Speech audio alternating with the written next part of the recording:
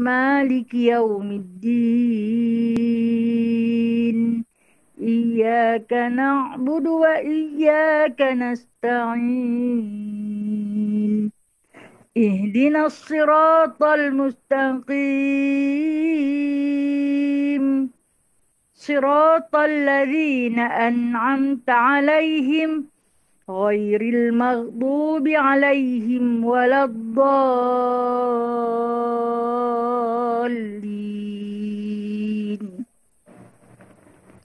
Amin. Kita baca surah Kahf ayat 1 hingga 10.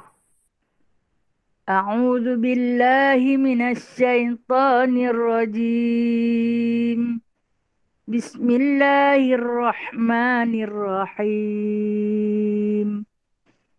Alhamdulillahilladzi anzala ala 'abdihil kitaba wa lam yaj'al lahu 'iwaja قيما لينذر بأسا شديدا من لدنه ويبشر المؤمنين الذين يعملون الصالحات أن لهم أجرا حسنا ماكثين فيه أبدا وينذر الذين قالوا اتخذ الله ولدا ما لهم به من علم ولا لآبائهم كبرت كلمة تخرج من أفواههم إن يقولون إلا كذبا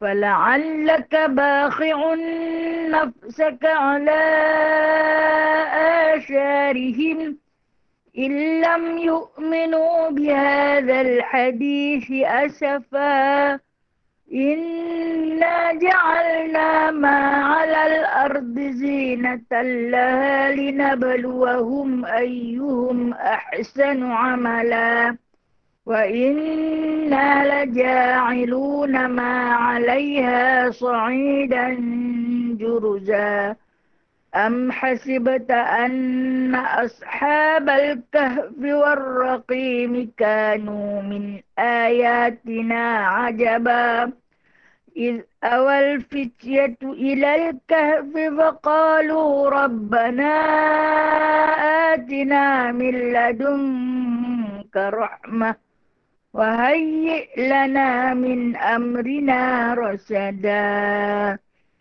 صدق الله العظيم. Selawat Fatih. Allahumma salli wa sallim ala Sayyidina Muhammad al-Fatihi lima ughliqa wal khatim. Allahumma salli wa sallim ala Sayyidina Muhammad al-Fatihi lima ughliqa wal khatim lima sabaqa nasiril haqqi bil haqqi wal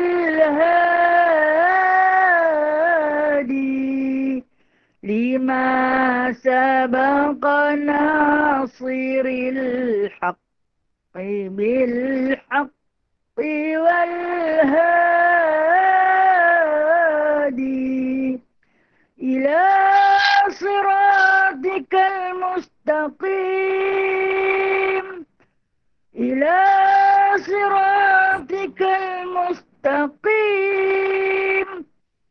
وعلى آله وصحبه حق قدره ومقداره العظيم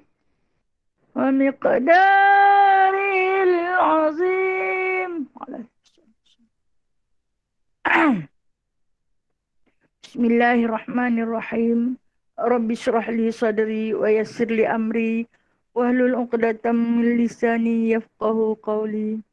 اللهم صل على سيدنا محمد وعلى آل سيدنا محمد. ربي يسر ولا تعسر، ربي تمم بخير يا كريم. سبحانك لا علم لنا إلا ما علمتنا، إنك أنت العليم الحكيم، إنك أنت السميع العليم، إنك أنت التواب الرحيم. اللهم زدنا علما نافعا وفهما واسعا ورزقا حلالا طيبا وعملا متقبلا وتوبة نصوحا وتجارة لن تبور. Sallallahu alaihi wasallam Muhammad walhamdulillahi rabbil alamin. Alhamdulillah. Alhamdulillah ya Allah. Alhamdulillah. Syukur kita kehadrat Allah Ta'ala dengan penuh rahmat, dengan penuh limpah kurnianya, dengan penuh kenikmatannya. Kembali kita selepas 3 hari kita berpisah di alam maya. Kita kembali balik bersua wajah, bertemu, bermahabbah di dalam satu suasana yang dah tidak asing lagi bagi kita. Suasana Google Meet. Kita juga berada di antara satu taman dalam berjuta-juta taman syurga yang Allah Ta'ala zahirkan ke muka bumi ini. Maka kita terpilih, direzekikan oleh Allah Ta'ala pagi ini untuk kembali bersama-sama bagi kita mentafsirkan bersama-sama secara muzakarah, iaitu perbincangan yang berkenaan dengan satu lagi surah yang diturunkan di Mekah atas satu nama surah Buruj. Yang mana surah Buruj ini telah pun diturunkan oleh Allah Ta'ala di Mekah dengan mempunyai 22 ayat sahaja. Dan ayatnya itu terkandung di antara ayat yang tak panjang lah. Ayat yang pendek-pendek.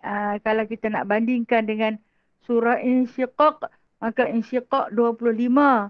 Dia 22. Tak banyak beza lah. Tak jauh beza kedua-duanya. Dan masih lagi perbincangan tentang cakrawala Allah yang berada di langit tinggi. Yang mana sumpahan-sumpahan Allah tentang malamnya, siangnya, matahari, bulan, bintang dan sebagainya menghendaki kita untuk mendongak ke langit untuk memastikan kewujudan makhluk-makhluk tersebut. Kenapa? Kerana mereka adalah makhluk yang tertinggi, yang Allah Ta'ala letakkan di tempat tinggi.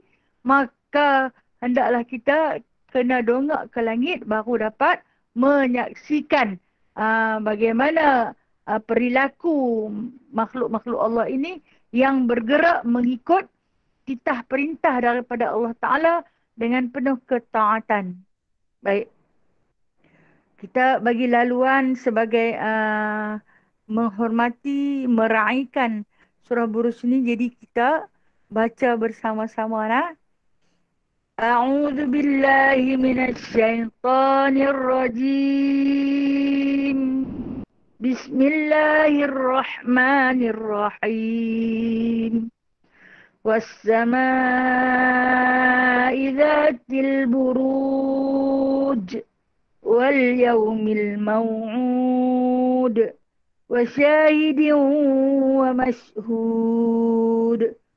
Qutila ashabul ukhdud an-nari dzatil waqud إذ هم عليها قعود وهم على ما يفعلون بالمؤمنين شهود وما نقموا منهم إلا أن يؤمنوا بالله العزيز الحميد الذي له ملك السماوات والأرض والله على كل شيء شهيد إن الذين فتنوا المؤمنين والمؤمنات ثم لم يتوبوا فلهم عذاب جهنم ولهم عذاب الحريق إن الذين آمنوا وعملوا الصالحات لهم جنات تجري من تحتها الأنهار ذلك الفوز الكبير إن بطش ربك لشديد هل أتاك حديث الجنود فرعون وثمود بل الذين كفروا في تكذيب والله من ورائهم محيط بل هو قرآن مجيد في لوح محفوظ صدق الله العظيم اللهم صل بسم الله الرحمن الرحيم والسماء ذات البروج. Satu keindahan surah yang Allah Ta'ala letak kalau kita perhatikan dengan keindahan aslub balaghah ataupun susunan-susunan ayat ini, kita akan dapati daripada ayat 1 hingga ayat ke-21 juga. 1 hingga ke-21. Kesemuanya diakhiri dengan qalqalah kubra. Cuma ayat yang terakhir sahaja Allah Ta'ala akhiri dengan mahfuz. Dengan dha. Yang lain semua Allah Ta'ala letakkan huruf-huruf yang terdiri di kalangan huruf-huruf qalqalah kubra. Subhanallah. Keindahan Allah Ta'ala meletakkan aslub ataupun menyusun susunan ayat-ayatnya agar tidak menyamai dengan ciptaan manusia. Sebab Allah Ta'ala pernah mencabar kepada puak-puak musyrikin Quraisy, yang mana barang siapa yang ada di kalangan kamu, ahli cendekiawan, pandai bijaksana menyusun kata-kata, maka datangkanlah perumpamaan satu ayat seperti mana keindahan Al-Quran, maka tidak ada yang boleh mendatangkan. Al-Quran itu indah susunan bahasanya kerana ia bukan datang daripada lidah Muhammad. Sebaliknya Muhammad hanya menjadi Rasul, utusan perantaraan untuk menyampaikan apa yang Allah perintahkan. Itulah yang dinamakan Al-Quran. Satu mukjizat yang ada pada tangan kita, yang rugilah andai kita tidak mengambil manfaat dengannya. Kerana Allah Ta'ala sebut dalam Al-Quran, dia akan menjadi syafaat kepada kita di alam barzah nanti. Dan Al-Quran juga akan dapat memberi syafaat kepada kita di padang mahsyar nanti. Jadi dia menanti kita di dua alam. Alam kubur dan juga alam mahsyar. Dan dia sentiasa bersama-sama dengan kita di alam dunia yang nyata hari ini. Jadi merugilah barang siapa yang tidak mengenal Al-Quran. Rugi dunia dan juga rugi akhirat. Dan bersyukurlah untuk mereka yang mengenali Al-Quran, mencintai Al-Quran, belajar Al-Quran, mengajar Al-Quran. Beruntung sangat-sangat. Satu pekerjaan yang paling mulia di sisi Allah Ta'ala. Alhamdulillah. Hari ini Allah Ta'ala mengajak kita membicarakan tentang burujnya. Berbeza dengan ayat-ayat lain yang kita jumpa. Allah Ta'ala cerita tentang matahari, wasyamsi wadduhaha, wal qamari idza talaha. Cerita tentang bulan dia, cerita tentang langit dia. Itu kebesaran Allah Ta'ala. Cerita tentang matahari dia. Kenapa Allah Ta'ala berceritakan tentang semua makhluk-makhluk tu? Sebab Allah Ta'ala nampak mereka ni lebih besar, lebih tinggi daripada hampa. Hampa ni orang kecil je, rendah-rendah je. Duduk pun melata di bumi, tak boleh nak terangkat pun. Nuh yang duduk di atas-atas, orang-orang kayangan. Allah Ta'ala nak cerita tentang orang-orang kayangan. Orang-orang atasan, kita panggil. Itu makhluk Allah yang paling istimewa. Yang duduk jauh-jauh daripada hampa. Yang bercahaya bergemilapan. Yang memberi cahaya kepada seluruh alam. Dan hari ini Allah Ta'ala bercerita tentang burujnya. Apa maksud buruj? Buruj ini bermaksud gugusan bintang-bintang. Ha? Gugusan bintang-bintang. Yang mana dia daripada, dia jamak lah. Kalau kalimah, ini disebut kalimah jamak, jamak taksir. Kalau dalam bahasa Nahunya, ianya dipanggil jamak taksir. Yang mana mufradnya ialah burjun. Buruj ialah gugusan bintang-bintang yang Allah Ta'ala taburkan. Berbeza dengan satu lagi kalimah najmun ataupun nujum. Nujum ataupun najmun juga bintang-bintang. Apa beza di antara najmun, ada Allah Ta'ala sebut najmun, ada Allah Ta'ala sebut kawakib. Ada Allah Ta'ala sebut kawakib. Pun bintang juga. Bintang juga. Matahari itu pun salah satu daripada bintang juga. Yang berada di atas sana. Tapi kenapa ada nama-nama yang tersendiri yang Allah khususkan untuk mereka? Sebab buruj ini Allah Ta'ala mengkhususkan dia adalah benteng. Buruj ini dia adalah satu benteng yang paling teguh yang Allah Ta'ala letakkan di langit. Yang mana buruj ini adalah menjadi tempat persinggahan bulan. Okey, bulan kita tahu daripada bulan 1 Muharram sampailah bulan Zulqa'dah, bulan 12, ada 12 bulan kan? Dan 12 bulan ini ialah tempat singgah, bulan akan singgah. Bulan 1 singgah kat sini. Muharram dia singgah di tempat ni. Muharram Safar dia singgah di buruj ni. Sampailah kepada Zulqa'dah yang dipanggil buruj ini adalah tempat persinggahan bulan. Jadi dia ada 12 bulan. 12 buruj. 12 buruj. Kalau dalam bahasa moden kini dia disebut sebagai zodiak. Yang mana dia sebut Capricorn, Aquarius, Pisces, Aries dan seterusnya lah. Seterusnya. Yang mana satu ketika dulu atau mungkin sampai hari ni waktu zaman-zaman dulu waktu jahil kita akan baca okey, hari ni apa taksiran? Kamu bintang apa? Okey, kamu bintang Leo. Okey, tengok Leo hari ni apa jadi dekat dia? Kan dia tiada taksiran. Hari ni akan jadi macam ni, macam ni. Esok bintang ni pula, bintang ni jadi apa, jadi apa, jadi apa. Dia akan baca mengikut khurafat kepercayaan orang Nasrani. Jadi barang siapa yang mengambil percaya atau mengambil keyakinan, patutlah tadi aku baca dalam surah Abak, aku punya bintang ini tak berapa nak lak lah, tak berapa nak tuah lah. Dia cerita aku hari ni macam nasib tak berapa elok, hari ni rezeki pun kurang. Dia baca tentang telekkan bintang. Itu adalah khurafat dan haram. Kerana ia termasuk di antara syirik. Mempercayai pada ramalan bintang-bintang yang dilakukan oleh orang-orang Nasrani. Orang Nasrani beramal dengan mempercayai telekan ataupun ramalan nasib pada bintangnya. Hari ni, kita tengok hari ni. Bintang ni apa jadi? Mereka bacalah. Kemudian, mereka akan yakin dengan apa yang mereka baca. Maka Allah Ta'ala pun akan bagi. Itu istidraj.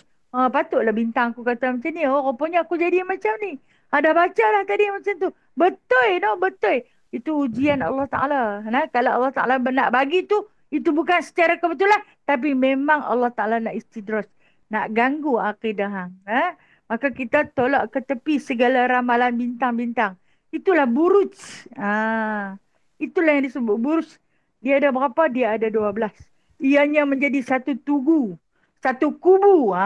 Kubu pertahanan yang dipertahankan oleh 12 malaikat-malaikat yang mempertahankan agar langit itu tidak dicerobohi oleh syaitan ataupun jin yang cuba mencuri dengar apa perkhabaran nasib seseorang, apa perkhabaran umat Islam. Dia curi dengar. Tapi dia tak boleh nak tembus kerana adanya buruj ni. Ada buruj. Ada gugusan 12 bintang ini. Dan kita tahu disebut dalam Al-Quran beberapa tempat, bintang ini adalah stesen. Stesen tempat perhentian bulan. Okey. Bulan Muharram dia berhenti pada buruj ni. Bulan Safar dia berhenti pada buruj ni. Dan seterusnya sampailah kepada bulan Zulqa'dah. Begitu juga dalam perkiraan bulan Masihi Januari singgah. Nah, Februari singgah. Kan itu perkiraan bulan Masihi yang kedua-duanya kita ambil guna pakai. Tak salah jikalau kita nak mengikut perkiraan matahari, Januari, Februari, Mac, April, Jun, Julai kita boleh kira. Dan tidak juga salah jikalau kita nak mengambil perkiraan Qamariyah ataupun bulan ataupun Hijrah atau kita panggil bulan Islam. Muharram, Safar, Rabiul Awal, Rabiul Akhir. Tetapi kita ni masyarakat mutaakhirin umat mutaakhirin ini lebih memberatkan perkiraan di dalam bulan Masihi berbanding bulan Hijrah. Walhal bulan Hijrah ataupun bulan Qamariyah itu adalah Rasulullah punya. Nah, bulan Masihi adalah Nabi Isa punya. Jadi tak salah lah kita boleh ambil kedua-duanya. Tetapi lebih baik jikalau kita membuat perkiraan ru'yah dan hisab kita mengikut perkiraan bulan Hijrah. Berbeza dengan kita. Sebab apa? Itu kata kita ni, otak kita dijajah oleh Yahudi. Dan penjajahan ni susah nak buang. Yang mana kita boleh kira secara tepat daripada 1 sehingga ke 30 adalah bulan Ramadan. Hari ni berapa hari puasa dah? Hari ni 3 Ramadan, 4 Ramadan. Tambah dekat-dekat nak raya lagi dah kira. Itu perkiraan yang kita boleh jaga. Tetapi pada hari-hari yang biasa seperti hari ni, agak susah untuk kita mengambil kira kerana kita melebihi bulan Masihi daripada bulan Hijrah. Tak apa, tak berdosa kedua-duanya. Tidak berdosa. Namun kalau ditanya mana yang lebih afdal, afdal lah perkiraan di dalam bulan Hijrah. Okey, baik. Yang mana penghijrahan bulan ini dalam setahun dia berhenti kepada 12 tempat. Ada sahabat kita, Kak Imah dia beritahu, hari ni 4 Rabiul Awal. Okey, sahabat-sahabat set semua. Hari ni 4 Rabiul Awal. Bermakna berapa hari lagi? Berapa hari lagi kita nak menyambut kelahiran baginda sallallahu alaihi wasallam? Hanya 8 hari lagi, 8, hitunglah hari. Menyambut kedatangan kekasih agung, ulang tahun kelahiran. Kita pun boleh menghitung hari, bersediaku bila-bila, apatah lagi kelahiran baginda sallallahu alaihi wasallam. Kita pun hitunglah hari, kita sambutlah lagu cara kita, mungkin apa tanda kita sambut kebahagiaan tentang kelahiran Rasulullah. Mungkin kita boleh bersedekah, seorang sebiji coklat ke, nak sedekah dekat kaum muslimah. Tak boleh lah, sekarang dah duduk dalam tu kan, boleh tunjuk sajalah kan. Carilah hak yang ada tepi-tepi rumah ke, atau mana-mana juga. Pasal apa? Tanda gembira, tanda bahagia, itu saja. Baik, kita kembali kepada burus kita, Kata Allah, demi langit yang mempunyai gugusan bintang-bintang. Ni Allah Ta'ala sebut, langit aku ada gugusan bintang-bintang. Di bumi tak ada bintang. Bumi dan langit pernah berdialog. Aku ada bintang, aku ada bulan, aku ada matahari, aku ada awan yang membawa air, aku ada awan putih. Aku ada segala-galanya. Yang mana manusia semua mengharap kepada aku yang berada di atas. Hanya satu saja jawapan yang diberi oleh bumi, aku ada jasad Muhammad sallallahu alaihi wasallam. Maka menangis langit ketika itu kerana dia tidak mempunyai jasad Muhammad sallallahu alaihi wasallam. Walaupun seindah bulan, bintang, matahari yang bersinar di sana, tetapi tidak boleh melawan dengan keagungan Nabi sallallahu alaihi wasallam. Maka menyerulah langit agar dinaikkan sekali pun tak apa Rasulullah ke sana. Maka Allah Ta'ala pun mengkabulkan dengan menjadikan peristiwa Isra' dan Mi'raj. Kerana Rasulullah juga pergi ke langit. Langit taklah rasa rendah diri walaupun duduk di atas. Tak rasa rendah diri sebab Rasulullah pernah menjejakkan kaki ke sana. Baik. Kenapa Allah Ta'ala mengambil sumpah dengan menggunakan nama burusnya kali ini? Kerana kata Allah Subhanahu Wa Ta'ala, wal yaumil mau'ud, demi hari yang telah dijanjikan. Hari apa yang Allah Ta'ala janjikan kepada kita, yang disaksikan oleh seluruh burusnya ini yang disaksikan oleh langitnya. Hari apa yang telah Allah Ta'ala janjikan? Yakni hari kiamat. Yang telah pun Allah janjikan kepada kita. Satu janji yang pasti, yang tidak mungkin dapat kita ingkari. Ha? Yang mana janji Allah Subhanahu Wa Ta'ala ini, Allah Ta'ala letakkan agar perhatian kita ni perhati sungguh-sungguh. Hari apa? Hari apa yang telah dijanjikan oleh Allah Ta'ala? Yang mana pada ketika itu kan Allah Ta'ala cerita dalam surah yang lalu. Nah, Idza sama'un syaqqat. Hari apa yang dijanjikan tu? Hari apabila langit itu terbelah. Adzinat li rabbiha wa huqqat. Allah Ta'ala izinkan dia terbelah. Apa berlaku? Berjatuhanlah seluruh bintang-bintang daripada sana. Maka kata Allah, buruj yang Allah Ta'ala sebut sebagai kubu, benteng pertahanan juga akan turun ke muka bumi menjalankan tanggungjawab mereka. Dan di mana kata setengah ulama yang Allah Ta'ala maksudkan buruj ini adalah barisan para malaikatnya yang menjadi kubu ataupun tembok pertahanan yang mereka akan turun ke muka bumi ini untuk menjalankan tugasan-tugasan mereka menghancurkan muka bumi ini.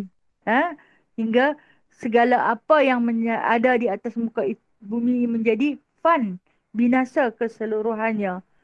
Bukannya susah. Kalau Allah Ta'ala nak binasakan muka bumi ini, tidaklah menjadi satu kepayahan. Hanya satu lafaz kun fayakun ataupun satu perintah kun fayakun atas titah perintah Allah itu. Maka turunlah buruj yang ada 12 itu untuk menghancurkan muka bumi ini. Kalau kita tengok dalam tilikan orang-orang Nasrani berlaku guguran bintang-bintang daripada langit. Dia berkata hujan meteor. Bila dia jatuh, ada yang paling kecil tu besar padang bola, mengakibatkan satu impak yang paling hebat pada muka bumi ini. Penduduk-penduduk akan mati dan ada manusia yang terselamat. Mereka ambil daripada mana? Dia ambil daripada kitab Injil. Ada manusia yang akan selamat dalam malapetaka hari kiamat itu apabila berjatuhan gugusan bintang-bintang ni. Iaitu manusia yang bersembunyi di bawah tanah. Walhal dia tak tahu kan. Wal ardu asqalaha, bumi pun mengeluarkan segala isinya. Awak apa tak baca sampai takat tu kah? Kenapa baca takat sekerat saja lagi? Turun main dari atas. Awak tak baca tentang wal ardu asqalaha. Bumi tu nak bawa keluar apa yang ada dalam perut dia, nak bawa keluar mai. Macam mana nak menyorok dalam perut bumi?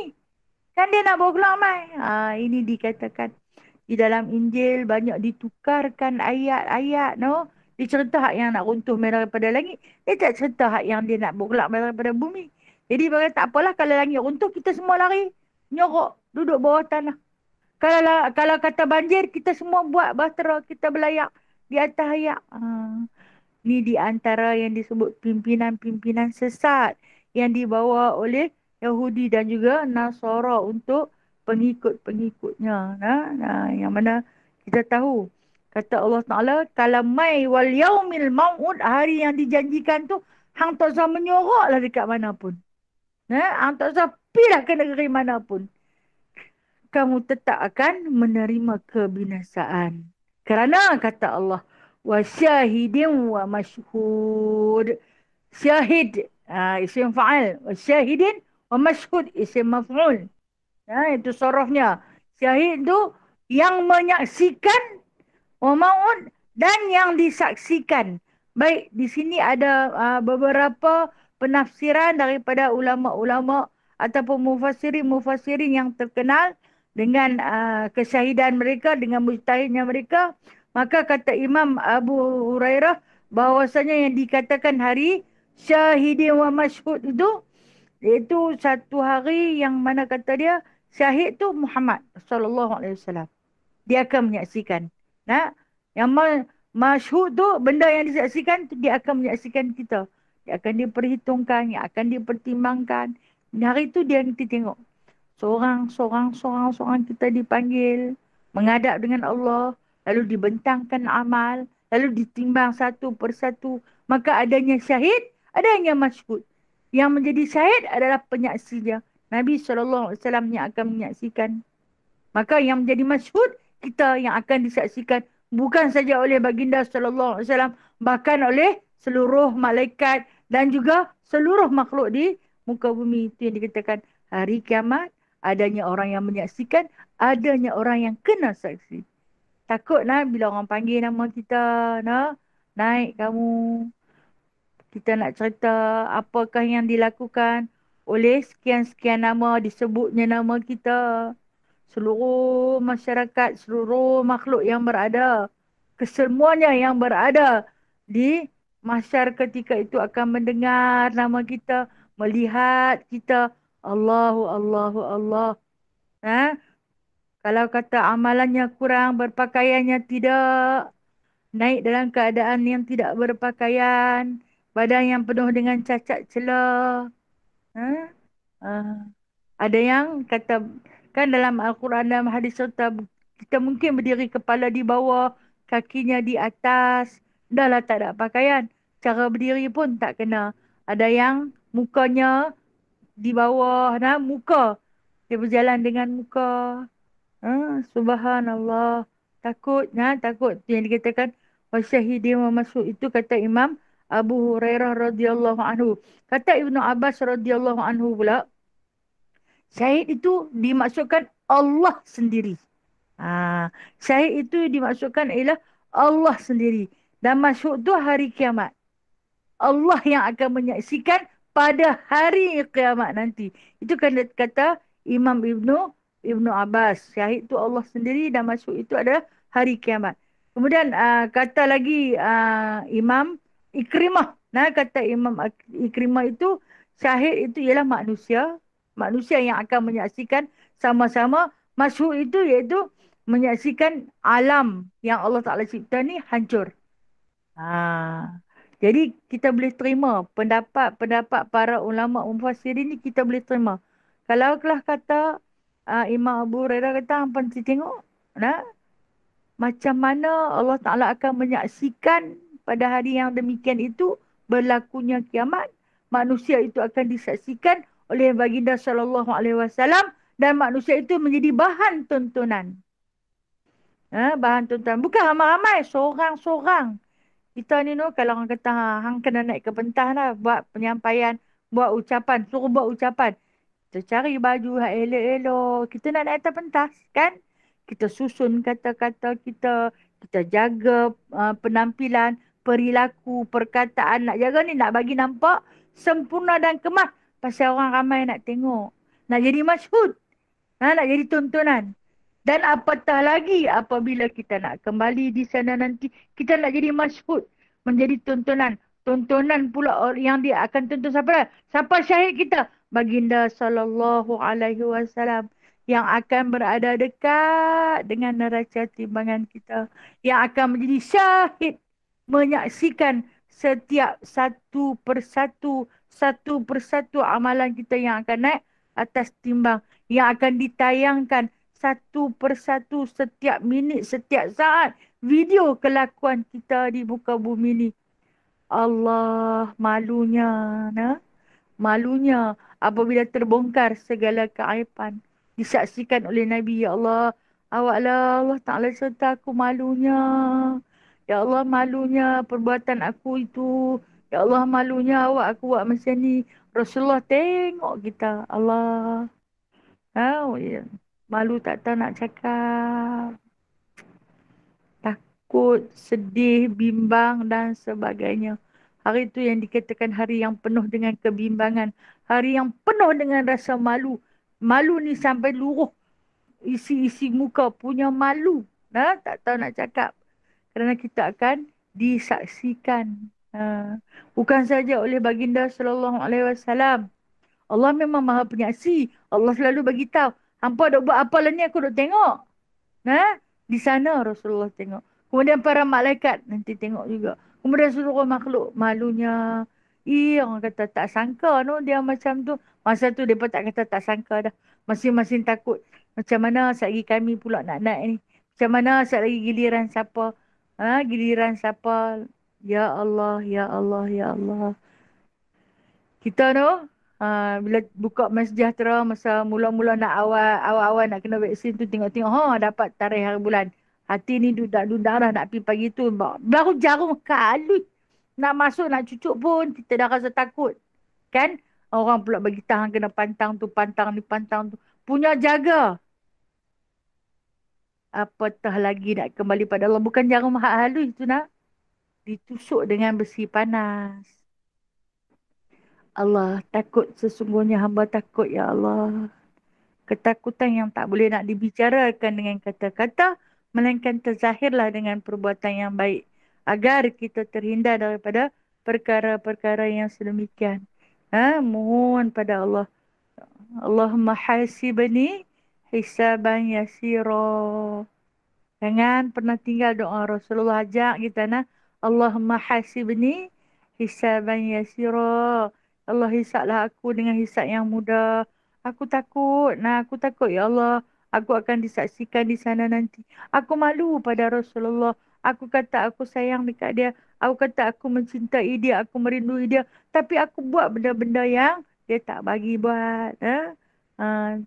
Ni yang dimaksudkan oleh Allah Subhanahu Wa Taala dengan perkataan wasyahidin wa masyhud.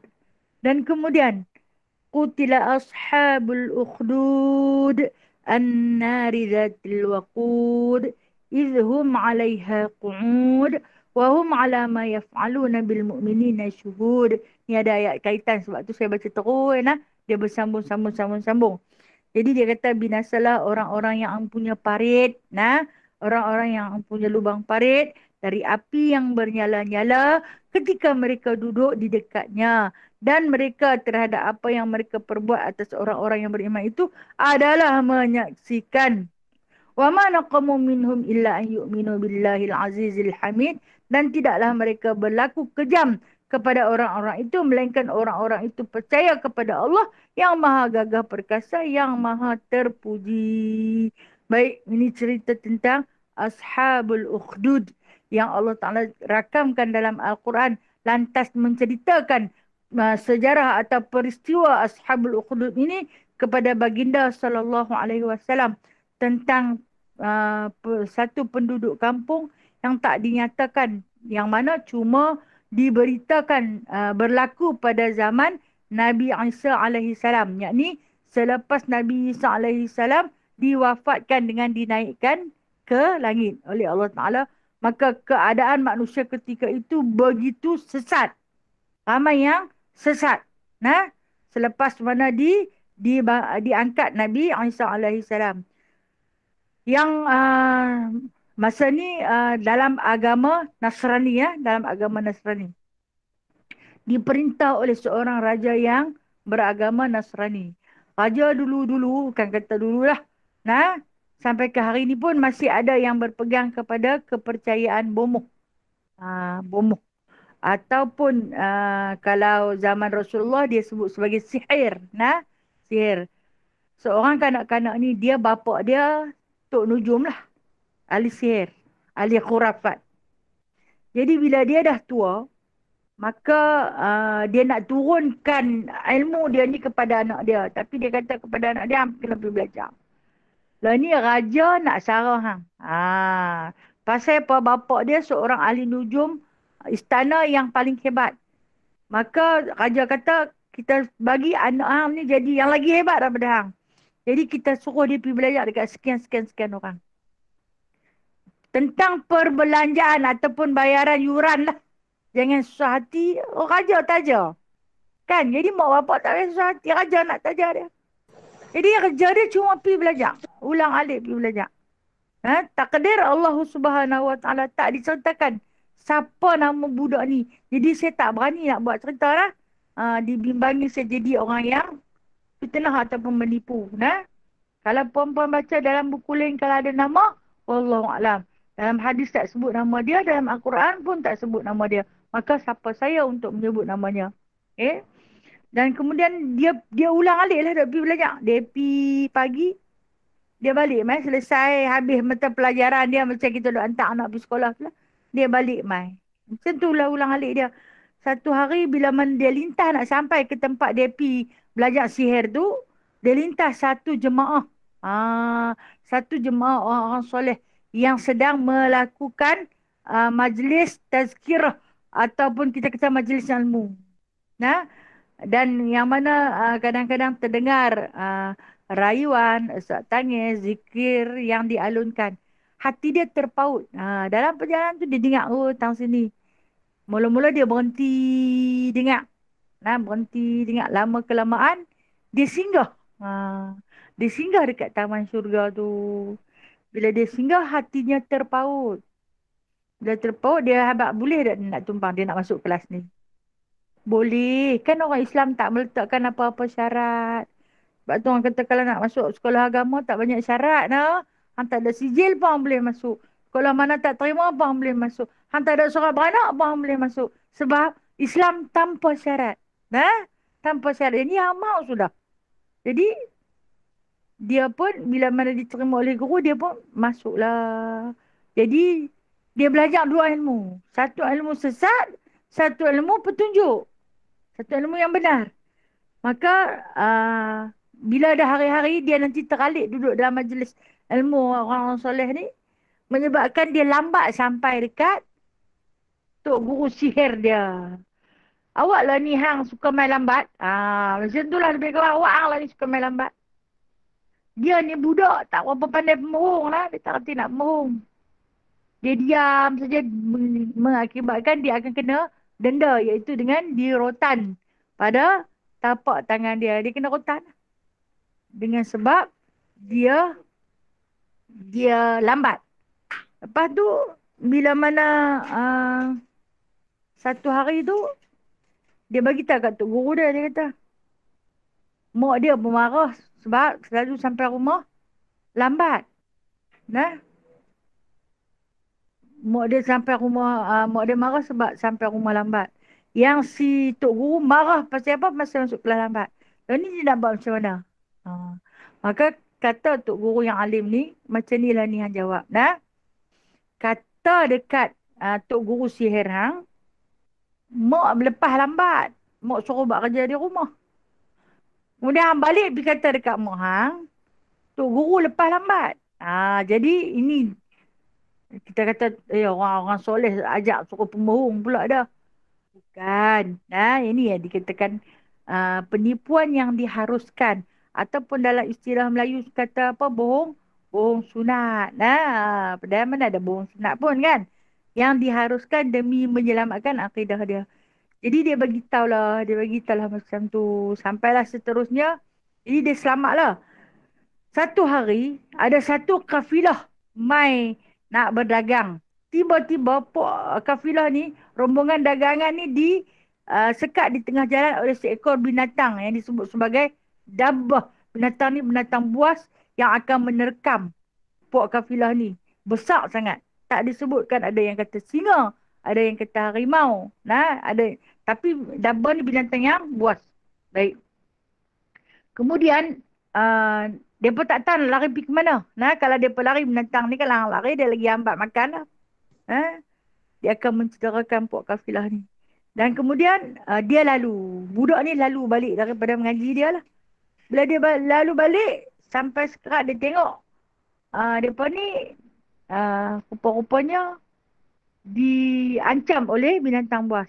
Maka dia pun cakap dekat binatang tu. Dengan nama Allah, dia kata. Dengan nama Allah, hindarlah kamu, wahai binatang. Hindarlah kamu. Pergilah.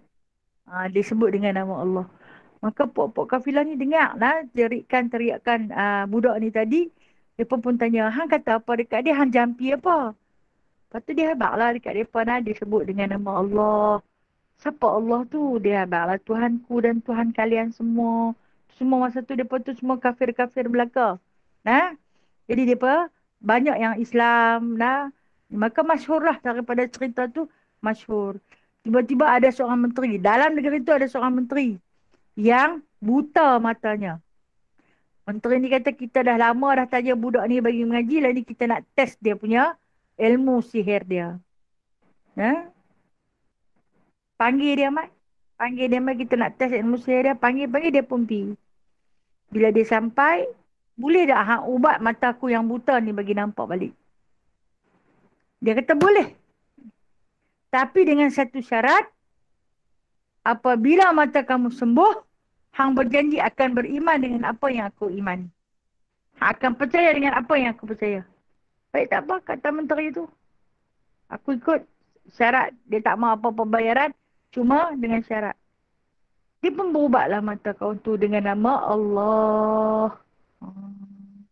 Dengan nama Allah. Sembuh. Sembuh mata si menteri. Sembuh tu dia seronok lah. Dia pun beriman dengan budak tu. Maka sampailah kepada pengetahuan raja. Aku hantar pergi mengaji, suruh belajar benda lain.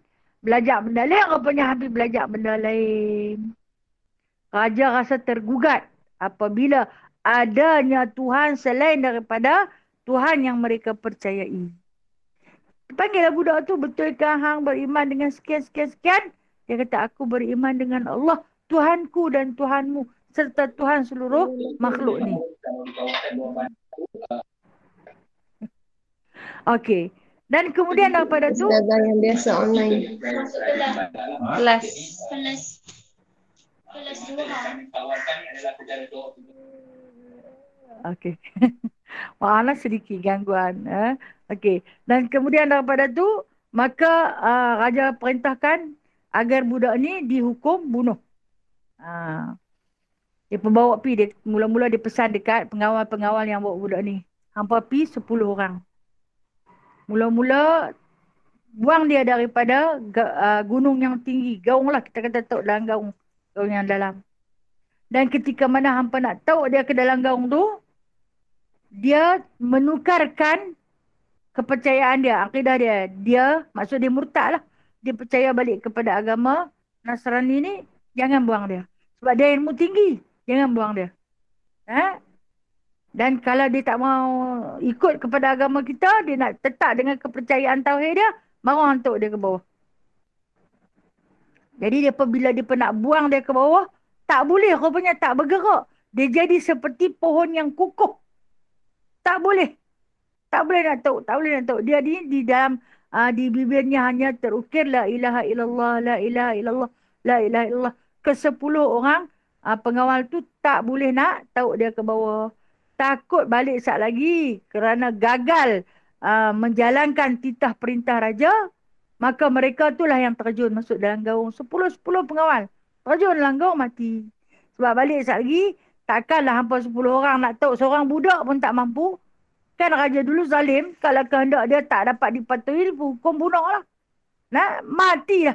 Ke-10 tu jatuh dalam gaung. Budak, nama pun budak. Dia ni luruh benda. Dia patah balik, dia pergi balik istana raja tu. Raja ni terkejut. Mana pihak lain? Mana pengawal? Kita semua mati terjun gaung. Takkan budak ni tolak dia budak sangat. Maka kata si raja tu tadi, macam mana dia boleh masuk? Dia pun masuk sendiri. Sebab dia pun tak boleh tahu dia. Lepas tu raja ni perintah tangkap, ikat dia pula. Diikat dia kepada seketul batu yang besar. Diperintahkan dengan lebih ramai pengawal untuk bawa dia ke tengah laut. Rejam dia dalam laut. Dah ikat dengan batu. Bawa dia pergi ke tengah laut. Rejam dia dalam lautan. Tak boleh nak angkat. Tak boleh nak tahu dia dalam laut tu pun. Berkali-kali dibuat. Maka pengawal-pengawal yang ikut dia sama tu yang terjun. Mati keseluruhannya. Raja pesan lagu tu jugalah. Kalau dia tukar dia punya akidah, hampa jangan buang dia dalam laut. Tapi kalau dia tak tukar, hampa rejam dia. Sampai mati baru hampa balik. Rupa-rupanya dia pun mati tak balik, dia tak mati dia balik. Dia tak mati dia balik. Bila dia balik mai ke istana ni, dia habang kat raja. Raja tanya macam tu lah juga. Dia kata tak boleh, dia pun tak boleh buang dia. Pasal pun tak boleh buang. Sebab dia ada Allah, dia ada penjaga. Allah, Tuhanku dan Tuhanmu yang menciptakan kau dan menciptakan aku serta seluruh langit dan isinya. Apa raja tu kata, lah ni aku tak boleh percayalah ke mana-mana pegawai, pada mana-mana ulu balang parlimen, aku sendiri nak bunuh hang. Dia kata boleh kalau nak bunuh dia, tapi dengan syarat. Kalau kita tu sahabat lah, mana nak boleh bunuh dah hang kebal kan. Dengan satu syarat, dia kata hang kumpulkan seluruh masyarakat penduduk yang berada ni, yang ada di sini ni, dia kata, dalam negeri ni, himpun semua, kemudian salib aku di pokok, ikat dia di pokok. Dia kata, menggunakan lembing aku sendiri. Dan apabila hang nak tikam badan aku itu, sebutlah Bismillah Rabbi hadzal ghulam. Dengan nama Allah, Tuhan budak ni. Dengan nama Allah, Tuhan budak ni.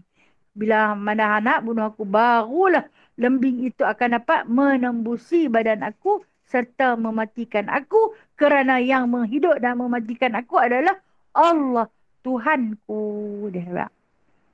Jadi dia agak raja suruh kata macam tu lah. Raja pun ikat dia. Nak buatlah macam mana yang dikehendaki. Disalibnya dia. Nak. Dan apabila nak dibunuh, dikumpulkan seluruh penduduk-penduduk negeri itu.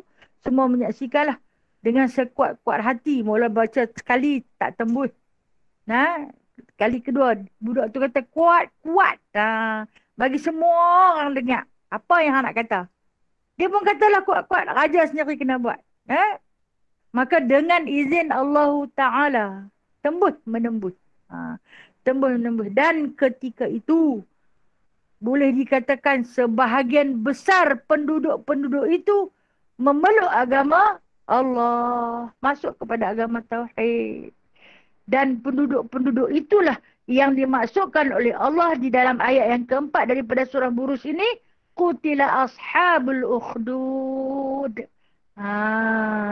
Inilah kisah penduduk tu. Penduduk-penduduk kampung yang memeluk agama Islam. Boleh kata satu negeri. Yang mana yang mengikut agama Tauhid yang dibawa oleh kanak-kanak ini, kesemuanya mereka itu dibakar. Dibakar hidup-hidup. Yang dikata an-nari zatil waqud, dari api yang bernyala-nyala. Raja perintah suruh gali parit. Ukhdud ni maksud dia parit. Ukhdud ni maksud dia parit. Digalinya lubang parit yang begitu besar dan dalam. Lalu dikumpulnya kayu-kayu api. Lalu dinyalakan. Itu dikatakan daripada api yang dinyala-nyalakan.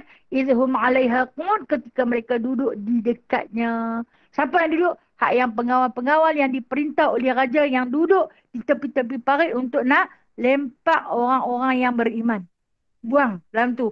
Wahum ala ma yaf'aluna bil mu'minina syuhud, dan mereka terhadap apa yang mereka berbuat atas orang-orang yang beriman itu adalah menyaksikan. Mereka saksikan, tak lain tak bukan kenapakah mereka itu dibakar hidup-hidup, hanya saja kerana mereka itu beriman dengan Allah. Kalau kata pasal apa kita kena bakar, pasal apa mereka itu dibunuh, dibakar hidup-hidup, hanya kerana beriman dengan Allah. Kecuali apabila dah nak masuk dalam tu, tukar akidah. Baru tidak dibakar. Dan kata Allah lagi, وَمَا نَقَمُ مِنْهُمْ إِلَّا أَنْ يُؤْمِنُوا بِاللَّهِ الْعَزِيزِ الْحَمِيدِ. Kenapa mereka itu dilakukan dengan begitu kejam? Tak lain tak bukan kekejaman itu dilakukan ke atas orang-orang itu, melainkan kerana sesungguhnya mereka itu beriman dengan Allah yang Maha Aziz, Maha Perkasa, Al-Hamid, yang Maha Terpuji, tak lain tak bukan. Itulah yang dilakukan dalam sejarah, dalam hadis. Kisah ni kisah benar. Hadis daripada hadis Muslim di dalam kitab Sahih Muslim. Kalau tak silap saya, hadis yang ke-355 atau 305. Maaf, hamba ni serba kekurangan, selalu lupa. Yang mana dia ceritakan ada seorang ibu yang mana dia nak masuk dengan anak dia yang kecil. Waktu ni anak dia bercakap-cakap, berkata-kata kepada ibu. Apabila mak dia teragak-agak untuk melangkah masuk di dalam kawah api yang begitu bernyala-nyala. Mak dia teragak-agak sebab sayang dekat dia, lebih kurang macam cerita Masyitah. Waktu nak melangkah masuk dalam kawah air yang mendidih. Yang ni berbeza dengan ni, dia bukan kawah air mendidih, tetapi adalah api yang sedang bernyala-nyala. Dia suar kaki dia, ditarik balik. Dia suar kaki dia, ditarik balik. Dia pandang kepada anak. Maka bercakaplah anak-anak yang sedang menyusu tu. Dia kata, wahai ibu, jangan kamu takut. Kamu di atas jalan yang lurus. Kamu di atas landasan jalan yang benar, yang diridhai oleh Allah. Masuklah ibu itu berserta dengan anak. Ni kisah dalam hadis diriwayatkan daripada Imam Muslim. Nah, jadi sahihlah cerita ni diambil daripada Al-Quran, disyarah melalui Al-Hadis. Maka kisah ini bukanlah kisah dongeng, bahkan kisah ini kisah nyata yang benar daripada Al-Quranul Karim. Tak lain dan tak bukan, kata Allah Ta'ala, kerana apa mereka dibakar, tak lain dan tak bukan hanyalah kerana beriman dengan Allah. Dan kata Allah lagi, Allazi lahu mulkus samawati wal ard, wallahu ala kulli syai'in syahid. Yang baginya lah, bagi siapa? Bagi Allah, mempunyai kerajaan di langit dan juga di bumi. Itu yang disebut sebagai kerajaan langit tu, kerajaan langit, kerajaan bumi. Tak usahlah, tak ada lain lah yang paling beraja, yang paling berkuasa di langit dan juga bumi, melainkan Allah Subhanahu Wa Taala, yang mana dia kata wallahu ala kulli syai'in syahid. Allah Ta'ala itu di atas tiap-tiap satu perkara, satu benda, dia maha menyaksikan tiap-tiap satu persatu. Jadi hang nak tipu apa sebab itulah apabila dibunuhnya budak tersebut, ramai-ramai penduduk yang menyaksikan pembunuhan secara kejam oleh si raja itu tadi, dia pun amanna bi rabbil ghulam, amanna bi rabbil ghulam.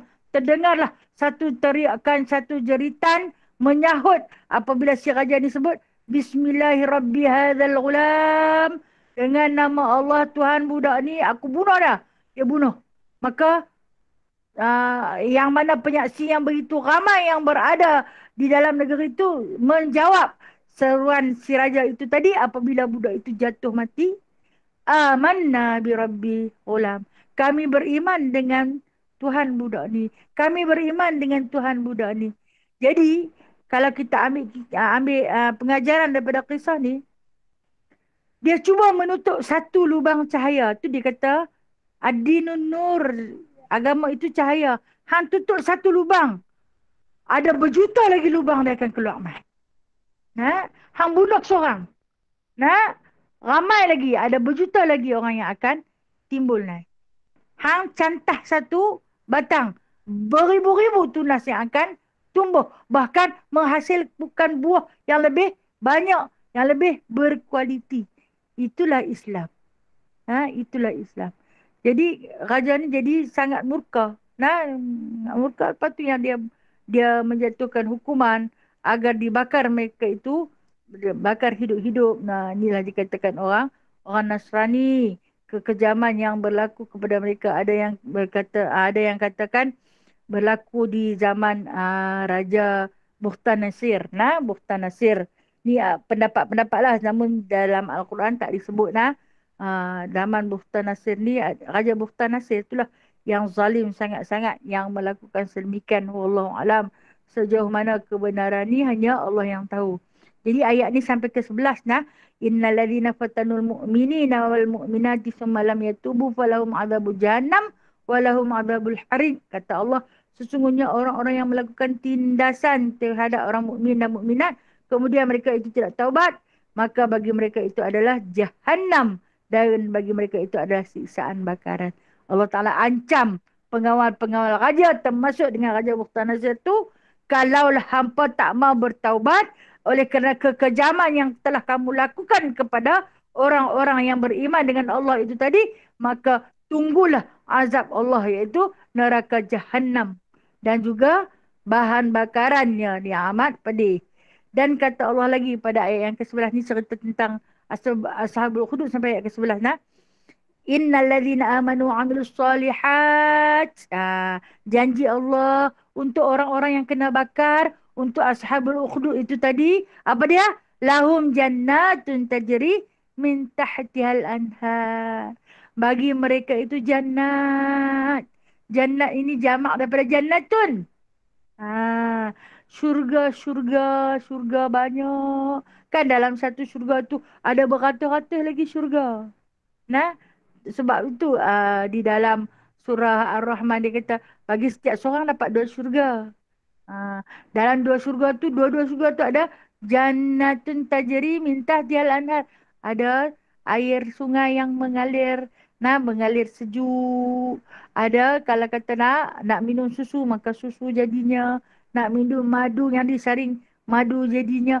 Nak minum apa jenis air yang hanya terdetik saja di hati ahli-ahli surga pada ketika itu oleh kerana beramal soleh, maka akan jadilah anak-anak sungai itu macam apa yang dia kendaki. Kerana zalikal fauzul kabir, kata Allah Subhanahu wa taala. Itu adalah kemenangan yang amat besar bagi orang Islam, bagi orang yang beriman, yang beramal soleh. Maka kata Allah Subhanahu wa taala, itu peluang. Nah, peluang. Dalam awal tadi kita baca, kita ini bakal dibentangkan amalan kita di hadapan Allah, disaksikan oleh Rasulullah sallallahu alaihi wasallam. Dalam pembentangan amalan-amalan kita tu, kita bimbang terlalu banyak berlaku kesilapan, terlalu banyak dosa yang kita bawa, maka belum terlambat selagi kita ada usia hari ini untuk kita terus beriman dan beramal soleh. Sebab ada janji Allah untuk orang yang beriman dan beramal soleh, jannat. Dapat syurga bukan seorang satu dah. Dapat banyak. Paling sikit dapat seorang dua. Nah, yang disebutkan di mana di dalamnya dia kata, fihima ainani tajriyan.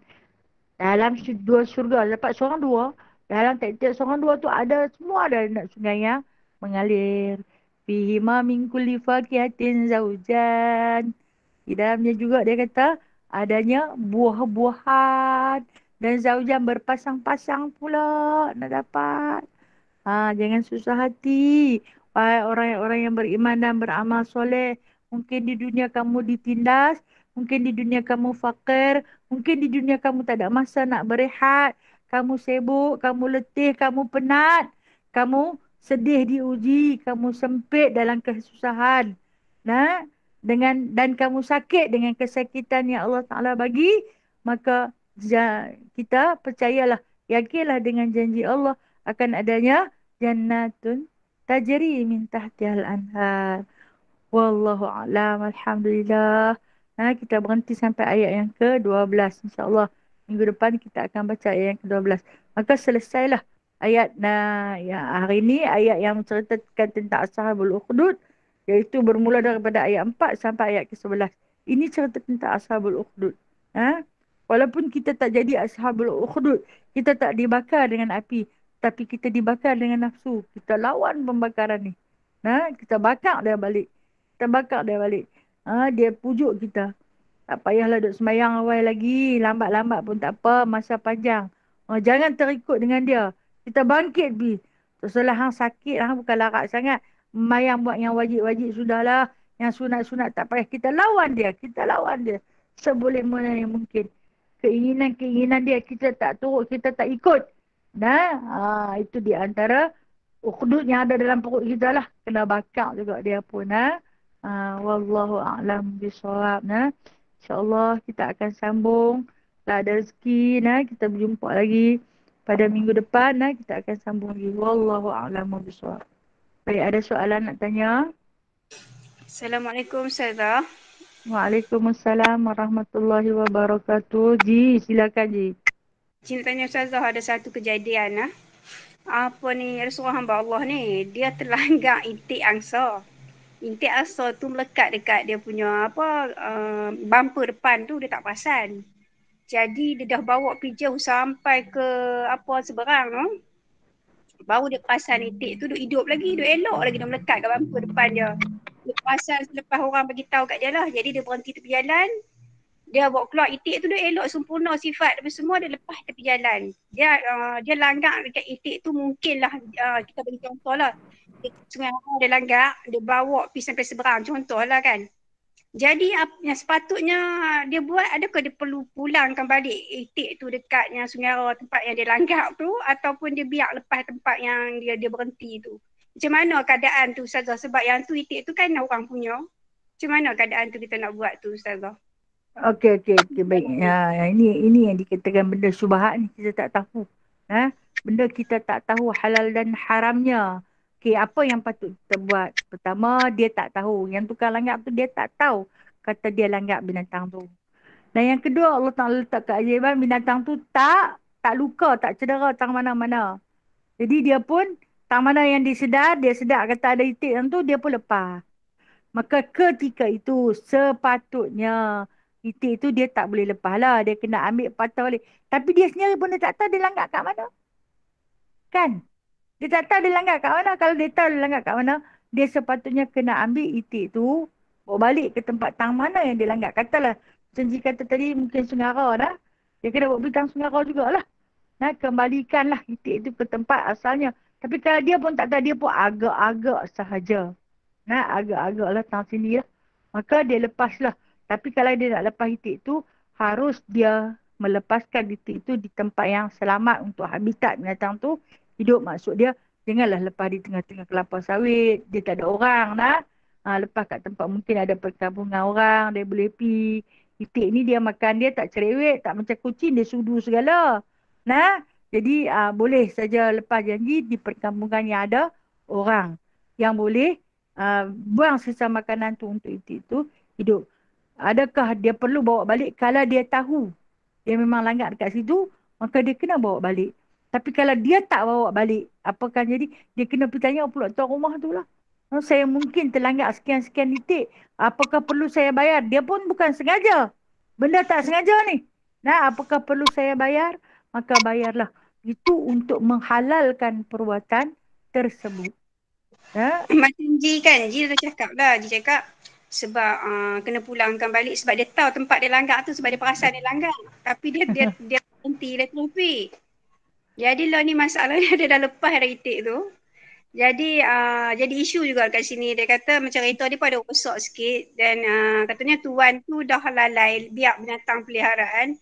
Jadi macam mana tu Ustazah dari pergi tuan tu kan dia lalai, dia biar mata peliharaan dia, lepas tu dah langgar, jadi bawa kerosakan pula untuk kereta orang tu. Okey, Macam itu mana kerosakan tu dah lain cerita dah. Tapi tanggungjawab kita. Kita ambil cerita Syekh Abdul Qadir Jalani waktu jumpa buah apple tu kan. Ha? Hmm. Kalau kata kita nak jadi orang yang bersih hati, kita kena cari tuan dia. Bukanlah nak suruh jadi hamba abdi dekat tuan tu dah. Bagi tahu, no, saya terlanggar, saya tak nampak. Lepas tu sampai kat sana, saya lepas. Apa patut saya buat? Nak kena bayar ke? Waktu ni, untuk menghalalkan perbuatan tersebut, maka kalau kata tuan dia kata, bayarlah mainlah bang RM5-6. Ataupun mengikut kiraan kilo harga pasaran. Jadi, sekok itik biasanya dah RM18 atau RM15 sahaja. Jadi, itu untuk menghalalkan cara perbuatan yang tidak disengajakan. Nah, itu yang terbaik.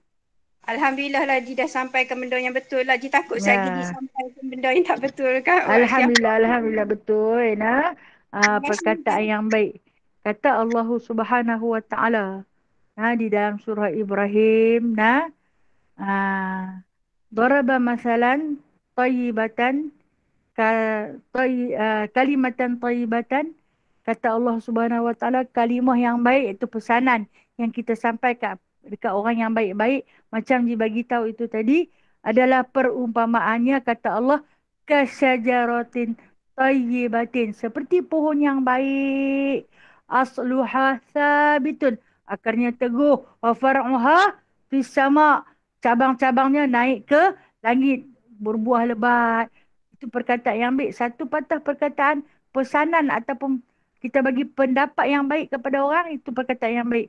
Dapat pahala sedekah banyak, Jina.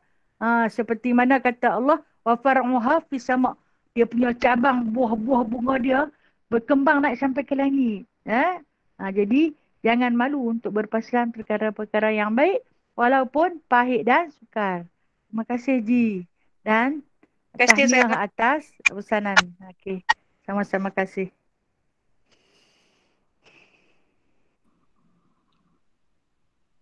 Assalamualaikum Ustazah. Waalaikumsalam warahmatullahi wabarakatuh. Kak Shima. Kak Syuma nak tanya, apakah kaedah yang terbaik untuk masa kita berzikir? Adakah boleh kita berzikir dalam hati ataupun kita yang terbaik lebih kita bersuara? Okey, zikir, kaedah zikir yang terbaik, zikir Maksud zikir ni sebut. Zakara yazkiru. Tazkiran. Sebut. Bila dikatakan sebut, di mana? Di sini ke atau di sini? Okey. Itu yang terbaik. Bila dinamakan zikir, maka terbaiknya di sini. Kalau hak lemah, lalukan dalam hati. Nah. Tapi pasal tanya yang terbaik, kaedah yang terbaik, maka di sini, kerana di sini akan menghadirkan suara dan suara akan didengar oleh telinga. Bila suara keluar masuk telinga, hati akan ikut kekhusyukan. Okey, sebab Kak Syumah tanya yang terbaik. Tapi boleh tak berzikir dengan hati? Boleh. Boleh. Boleh dengan hati juga tak salah. Cuma pasal ditanya tentang kaedah terbaik, maka dengan lidah yang terbaik. Terima kasih. Wallahualam. Terima kasih Ustazah. Sama-sama kasih. Dari sisi ganjaran dia tu Ustazah sama tak kalau kita berzikir mulut dengan hati? Tak sama. Tak sama nak. Macam orang sembahyang berdiri dengan sembahyang duduk pun tak sama kata Allah. Macam orang sembahyang bersendirian dan sembahyang berjemaah pun tak sama kan? Begitu juga.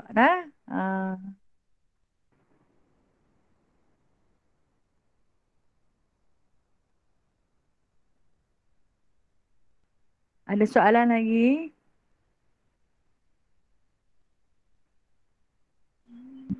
Assalamualaikum Ustazah. Waalaikumsalam warahmatullahi. Ya Kak Ana, silakan. Nak tanya pasal syirik lah kan. Dulu-dulu kan macam tok nenek kita dulu kan bila nak lalu tempat-tempat keras ke mesti kata tak lalu datuk nenek. Tapi mereka dah meninggal dah. Kalau katalah mereka belum bertaubat, bolehkah kita berdoa untuk mereka agar Allah ampunkan dosa mereka? Okey, baik. Terima kasih Kak Ana atas soalan yang diberi. Mereka duduk zaman jahil. Hidayah tak sampai. Ataupun mungkin zaman tu kira zaman penuh jahil. Radio pun tak ada nak cerita tentang hukum-hukum agama. Mereka hidup dengan mengikut tunjuk ajar pantang larang tok nenek moyang. Maka berlakulah perbuatan tu. Bahkan kita kecil masa tu pun diajak. Nak kencing, hampir kencing dalam hutan tu minta tabik kat tok nenek. Kita hak tak tahu apa pun duk minta tabik tok nenek dah hak tak tahu apa atas kerana jahil. Dan Alhamdulillah Allah Ta'ala hantar para asatizah kepada kita sampai Al-Quran dan hadis serta tadabbur dalam Al-Quran dan hadis. Maka kita boleh tahu tentang halal dan haram. Kita bertaubat sementara kita masih ada peluang. Namun bagaimana nasib mereka yang tak tiada, yang tak sempat nak bertaubat? Jikalau mereka tidak bertaubat, tak sempat bertaubat oleh kerana jahil, kerana tak sampai seruan. Tak sampai. Mereka pun duk kali dengan susah payah, tak ada mana hari nak belajar. Masa tu guru, tenaga pengajar pun kurang. Jadi ketika ni boleh kita yang waris yang masih hidup ini meminta keampunan bagi pihak mereka. Sebab tu yang kita duk baca, Allahumma ghafir laha warhamha, atau Allahumma ghafir lahu warhamhu, atau Allahumma ghafir lahum warhamhum wa'afihim wa'afu anhum, Allahumma ghafir lahum warhamhum. Minta ampun bagi pihak mereka. Tolong beristighfar bagi pihak mereka kerana sesungguhnya mereka tak sempat dan mereka tak tahu. Jadi bolehkah? Boleh insya-Allah. Mungkin berkat daripada keikhlasan kita memohon keampunan bagi pihak kedua orang tua kita, maka Allah Ta'ala akan mengampunkan sebab harta yang paling besar yang dibawa oleh si mati adalah doa daripada anak yang soleh dan solehah. Wallahualam. Terima kasih Ustazah atas pencerahan. Sama-sama. Alhamdulillah insya-Allah. Ustazah, Jin nak tanya Ustazah pendapat pasal yang duk kata bertabik tok nenek ni, kita masuklah hutan minta tu kan, dia minta macam orang dulu suka buat lah, minta tabik tok nenek ni. Ada hari tu je dia dengar satu pendapat Ustaz kata apa kalau kita pergi dalam hutan tu kita baca ayat-ayat perlindungan lah kan. Ada juga yang kata sebab dalam hutan tu banyak makhluk macam jin apa semua yang kita tak nampak. Jadi kalau katanya kita nak tumpang kencing ke apa, jadi dia ajak macam ni, dia kata Aku tak nampak hang makhluk Allah, hang lalu sikit. Sagi aku terkencing kat kena kepala hang kau macam tu boleh ke Ustaz? Boleh. Macam tu ibarat dia. Boleh lah tu. Boleh. Nah, boleh Yang tu lah. dia tak Tapi sama dengan tu kalau nenek tu. tak sama dengan Tok Nenek tu nah. Dah dikatakan memanglah kalau dalam surah Al-Baqarah ketika mana Allah Ta'ala nak menurunkan Nabi Allah Adam AS ke muka bumi ni, Allah Ta'ala hambat jin dan juga syaitan masuk ke hutan, ke bukit bukau. Nah, masuk ke hutan dan ke bukit bukau. Maka hutan dan bukit bukau adalah menjadi tempat jin.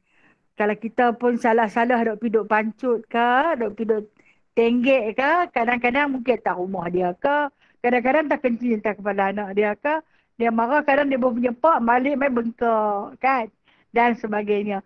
Jadi macam apa yang diajarkan oleh ustaz tersebut ada baiknya boleh diterima, sebab kita bukan minta izin. Tak tepi sekilah aku tak nampak hang, betul lah kan. Tapi kalau kata aku terkencing tak kepala anak, marah pula. Okey. Nah, itu bukan lafaz syirik nah. Cuma kalau kata orang tengok kata dia ni gila ke apa kan. Wallahualam.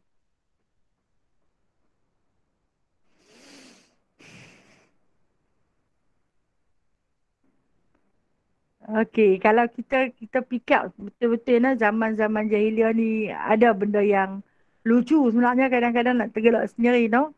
Kita yang budak tak erti apa tu ikut pembabi buta no, tak ada nak tanya banyak-banyak. Tak ada nak soal main sanad daripada mana. Pakai bubuh je. Buat sajalah. Apa orang suka buat. Kan? Itu jahil. Itu nama dia jahil. Mengikut agama daripada nenek moyang. Kan? Alhamdulillah. Hidayah Allah tu terang benderang sekarang. Sekarang ni. No? Syukur kepada Allah. Kadang-kadang kau Ustazah, apa yang diperasan kan orang tua-tua ni kadang-kadang depa ada cerita sebaliknya tapi depa tak faham kan. Depa main buat kan. Contoh dia macam betul. Ain kan. Macam Ain dia tak bagi depa puji apa budak-budak kata cak comel kan. Depa tak cerita Ain tu apa benda. Depa duk tak bagi sebut tak bagi puji budak-budak, duk kata suruh sebut ubi kayu lah. Ada orang cuma dia tak faham, tak tahu nak guna. Dia kata ada ilmu tapi tak tahu nak beramal. Pun tak boleh juga.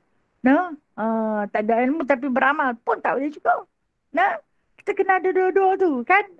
Baru tak sesat. Nah, tak tahu ada ilmu tapi tak tahu nak beramal, sesat. Nah, okey, Allah. Ustazah, Ya. nak share lah kan macam ni pengalaman masa Kak Syimah bekerja dulu lah kan.